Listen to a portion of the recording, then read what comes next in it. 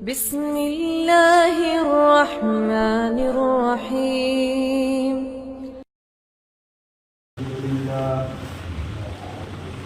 الحمد لله رب العالمين، والصلاة والسلام على سيد الأنبياء والمرسلين. أما بعد، رب اشرح لي صدري ويسر لي أمري واحلل عقدة من لساني يفقهوا قولي.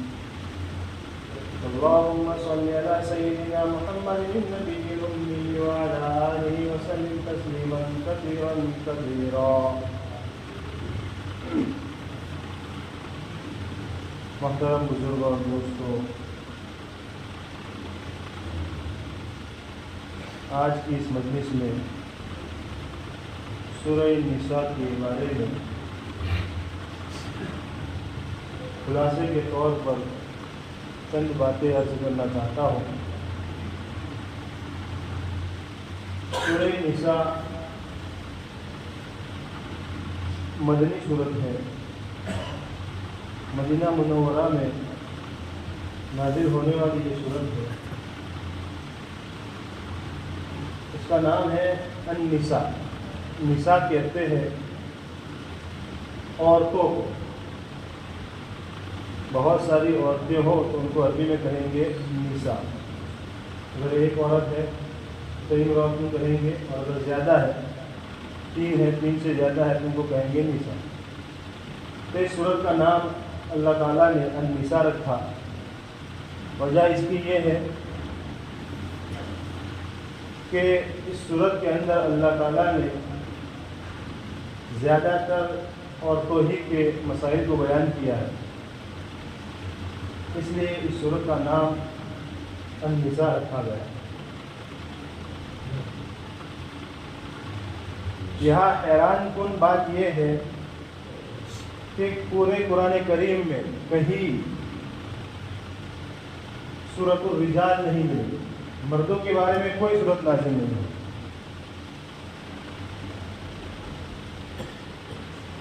یہ بات یہ ایک زور سے پڑنے والا تماچا ہے ان لوگوں پر جو یہ کہتے ہیں کہ اسلام نے عورتوں کے حقوق ضائع کر دیے، جو یہ کہتے ہیں کہ اسلام میں عورتوں کو حقوق نہیں ملتے، اسلام نے عورتوں پر زیادتی کی ہے.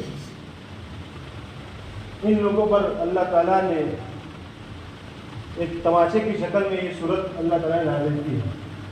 اس صورت میں اللہ تعالیٰ نے عورتوں کے مسائل کو کھول کر بیان کیا ہے. یہ الگ بات ہے کہ آج ہماری کمیوں کی وجہ سے عورتوں کے حقوق نہیں ملتے. یہ ہماری کمزوری ہے، ہماری کوتاہی ہے. مثال کے طور پر جہیز کا مسئلہ لے لو. کتنا شدت سے آج ہم سب اس کو پکڑے ہوئے ہیں کہ اس کی وجہ سے بے بس عورتیں، بے بس نوجوان بچیاں ضائع ہو جاتی ہیں اور موت کو چوم لیتی ہے، موت کو گلے لگا لیتی ہے. اس لیے کہ پریشانی ہے اس کو. سسرال والوں کی طرف سے تانے دیے جاتے ہیں، تیرے ماں نے، تیرے باپ نے تجھے کچھ دیا نہیں. یہ تانے، اتنے تانے دیتے ہیں، اتنے تانے دیتے ہیں کہ وہ بچی تنگ آ کر خود خوشی کی طرف اپنا قدم بڑھاتی ہے، اور نتیجہ یہ نکلتا ہے کہ وہ اپنی جان گنوا بیٹھتی ہے. تو یہ ہماری کوتاہی ہے، یہ ہماری کمزوری ہے. ورنہ اسلام نے تو اتنی پاکیزگی کے ساتھ حکم بیان کیے ہیں کہ کوئی دوسرا مذہب نہیں کر سکتا. اسلام نے عورتوں کی اور مردوں کی ہر باریکی پر نظر کی ہے اور ہر باریک مسئلے بتائے. تو یہ سورت النساء ہے. اس میں اکثر عورتوں ہی کے بارے میں اللہ تعالیٰ نے ذکر کیا ہے. اس سورت میں سب سے پہلے اللہ تعالیٰ نے یتیموں کے بارے میں بیان کیا ہے. یتیموں کے مال کی حفاظت کے بارے میں کہا ہے کہ اگر کوئی بچہ یتیم ہے اور وہ تمہاری کفالت میں آتا ہے، تمہاری پرورش میں آتا ہے، تو تمہیں اس کے مال کی حفاظت کرنی ہے. ایسا نہیں کہ اس کی کفالت کے بہانے سے اس کے مال پر تمہیں روب جمانا ہے، قبضہ کر لینا ہے، ایسا نہیں۔ اگر ایسا کرو گے تو ان عذاب لشدید، میرا عذاب بہت سخت ہے، یہ گناہ کبیرہ ہے۔ دوسرا مسئلہ اس کے بعد اللہ تعالیٰ نے بیان کیا تعدد ازواج کا، یعنی ایک سے زیادہ عورتیں رکھنے کا حکم اسی صورت میں اللہ تعالیٰ نے بیان کیا تھا۔ یہ صورت چونکہ اکثر اس کا حصہ غزوہ احد کے بعد نازل ہوا تھا۔ غزوہ احد میں ہم سب جانتے ہیں کہ تقریباً 70 صحابہ کرام جاں بحق ہو گئے تھے، شہید ہو گئے تھے، اللہ کے راستے میں قربان ہو گئے تھے۔ تو ان کی بیویاں چونکہ بیوہ ہو گئی، اب ان کی کفالت کا مسئلہ تھا، ذریعہ معاش کا مسئلہ تھا ان کا، تو وہاں اللہ تعالیٰ نے حکم نازل کیا فَانْكِحُوا مَا طَابَ لَكُم مِّنَ النِّسَاءِ مَثْنَىٰ وَثُلَاثَ وَرُبَاعَ، کہ تم ہر اس عورت سے شادی کر سکتے ہو جو تمہیں اچھی لگے، 2 2 3 3 4 4۔ یہاں پر یہ حکم نازل ہونے کے، یہ حکم جو نازل کیا ہے اللہ تعالیٰ نے، اس میں 2 باتیں ہیں۔ ایک بات تو جو میں نے بتائی کہ عورتوں کی کفالت کا مسئلہ تھا، دوسری بات یہ کہ عرب میں یہ رواج تھا کہ جتنی بھی شادیاں کرنی ہو کر سکتے، 10 15 20 30 25 جو بھی شادی کرنی تھی وہ کر سکتے تھے۔ تو اللہ تعالیٰ نے اس پر روک لگائی اور ایک حد متعین کر دی کہ بھئی 4 سے زیادہ تم نکاح نہیں کر سکتے، تمہیں 4 کے اندر ہی رہنا ہے، 4 سے باہر نہیں جانا۔ بعض لوگ کیا ہے یہ کہتے ہیں کہ اللہ تعالیٰ نے قرآن کریم میں حکم دیا ہے 4 بیویوں کو رکھنے کا، تو مجھے بھی 4 شادیاں کرنی ہیں، مجھے بھی 2 2 3 3 بیویاں رکھنی ہیں۔ یہ کون رکھ سکتا ہے؟ 2 2 بیویاں کون رکھ سکتا ہے؟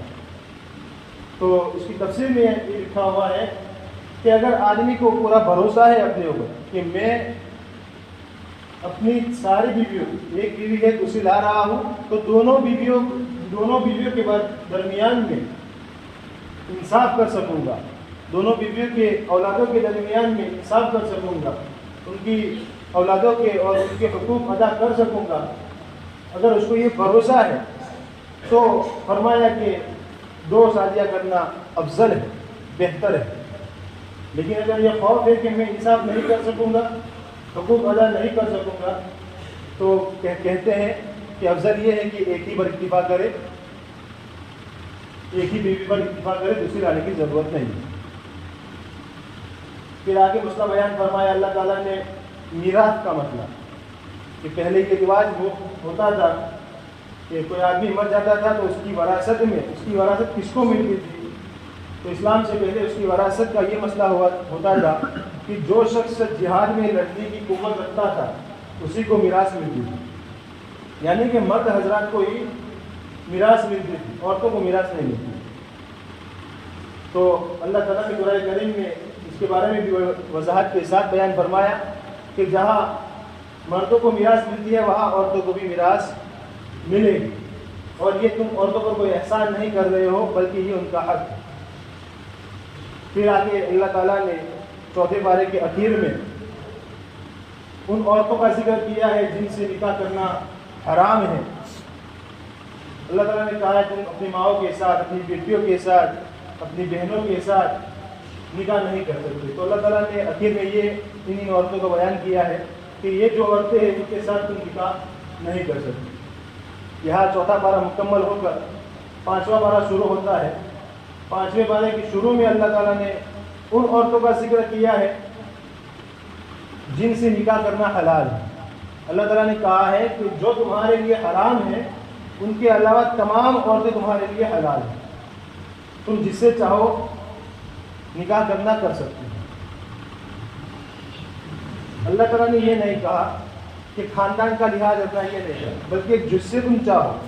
آج بڑا مسئلہ ہے یہ کہ میں اپنی لڑکی اپنے خاندان ہی میں دوں گا، میں سید گھرانے سے ہوں تو میں اپنی لڑکی سید گھرانے میں ہی دوں گا، میں فلاں گھرانے سے ہوں تو میں اپنی لڑکی اپنے خاندان والوں میں ہی دوں گا، تو یہ کوئی قرآن میں اس کی ثبوت نہیں ملتا ہے، اور یہ ہونا بھی نہیں چاہیے، اس لیے کہ اس کی وجہ سے بہت سارے لوگ برباد ہو جاتے ہیں۔ پھر آخر میں اس کے بعد اللہ تعالیٰ نے متع کی حرمت کے بارے میں بیان کیا ہے۔ متع کس کو کہتے ہیں؟ متع کہتے ہیں کہ چند روپیوں کے بدلے میں کسی عورت سے فائدہ اٹھانا، چند دن کے لیے، چند مہلت کے لیے۔ یعنی کوئی شخص کسی عورت سے یہ کہے میں تجھے اتنے پیسے دیتا ہوں، تو 1 مہینے کے لیے، 10 دن کے لیے مجھے یہ اجازت دے کہ میں تجھ سے فائدہ اٹھاؤں، تو اس طرح کرنا اس کو متع کہتے ہیں۔ تو قرآن کریم میں اس کی حرمت آئی ہے، صاف لفظوں میں اللہ تعالیٰ نے منع کر دیا ہے۔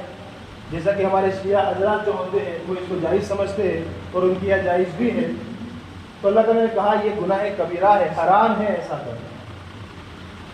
پھر آگے اللہ تعالیٰ نے ایک ضابطہ بیان کیا ہے۔ یہ ضابطہ جو بیان کیا ہے بڑا ڈرنے والا ہے، کہیں میں نے پڑھا نہیں، کہیں لکھا ہوا دیکھا نہیں، لیکن جہاں تک میں سمجھتا ہوں کہ وہ آیت جو ہے ہمیں ڈرانے والی ہے۔ حالانکہ اس میں اللہ تعالیٰ نے مردوں کی فضیلت بیان کی ہے۔ اللہ تعالیٰ نے اس میں کہا ہے الرجال قوامون علی النساء، مرد جو ہوتا ہے وہ عورتوں پر حاکم ہوتا ہے۔ تو اس ظاہر سے تو یہ لگ رہا ہے کہ مرد کی فضیلت بیان کی اللہ تعالیٰ نے بیان کی ہے، اور یہ ہے بھی یہی کہ اللہ تعالیٰ نے مرد کی فضیلت ہی بیان کی ہے، مگر یہاں ڈرنے کا مقام اس طریقے سے ہے کہ کل قیامت کے دن سوال ہو سکتا ہے کہ ہم نے تمہیں عورتوں پر حاکم بنایا تھا۔ اب ایک بادشاہ ہوتا ہے، اس کی رعایا ہوتی ہے، تو اگر رعایا گمراہی کی طرف جائے گی تو کچھ تاج کل قیامت کے دن کس سے ہوگی؟ بادشاہ سے ہی ہوگی۔ تمہاری رعایا گمراہی کی طرف جا رہی، تم کہاں سو رہے ہو؟ تو یہ اللہ تعالیٰ نے ضابطہ بیان کیا ہے کہ مرد جو ہوتے ہیں وہ اپنی عورتوں پر حاکم ہوتے ہیں۔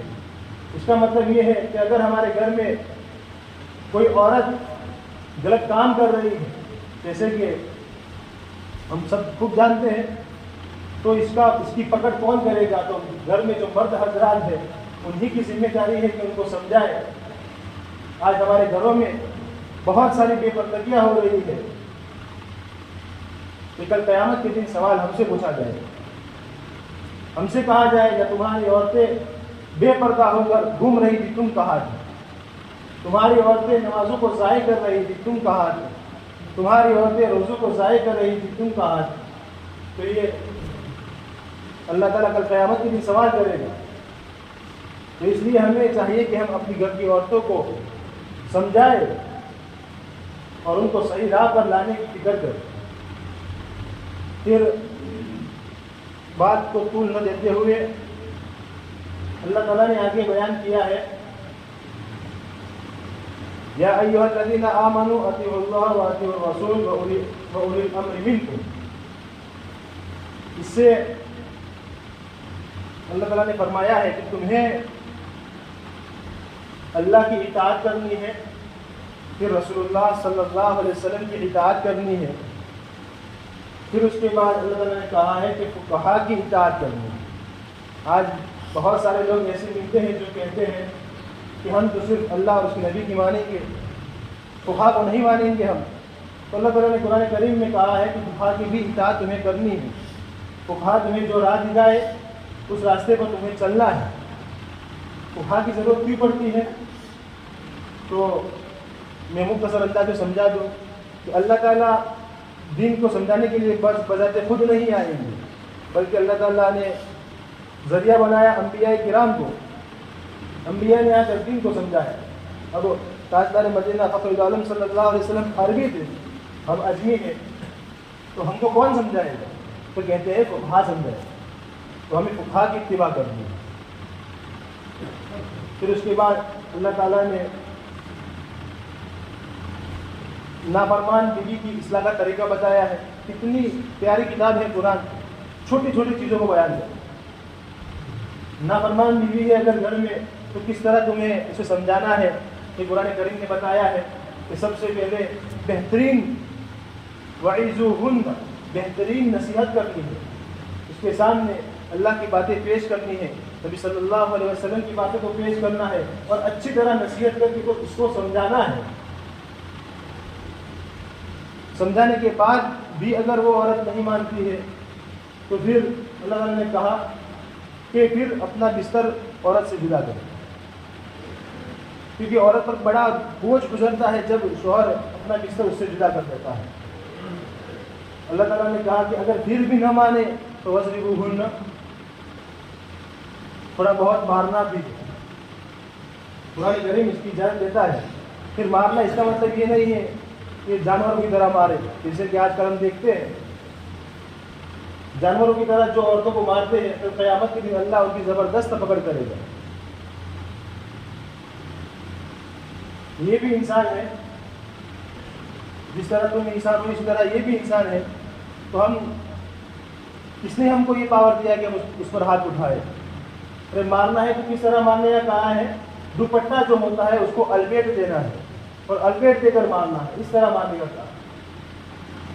تو یہ جو میں نے طریقہ بتایا ہے قرآن کریم میں۔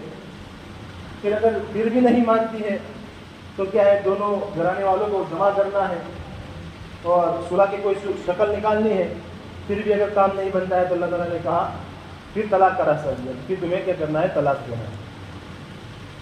طلاق بھی کس انداز سے دینا ہے؟ ایک کی دم سے تین طلاق نہیں دینی ہے، بلکہ ایک طلاق دینی ہے۔ ایک طلاق دینے کے بعد چھوڑ دینا ہے، 3 طلاق اپنے آپ واقع ہو جائے گی۔ پھر اس کے بعد اللہ تعالیٰ نے قرآن کریم میں بیان فرمایا ہے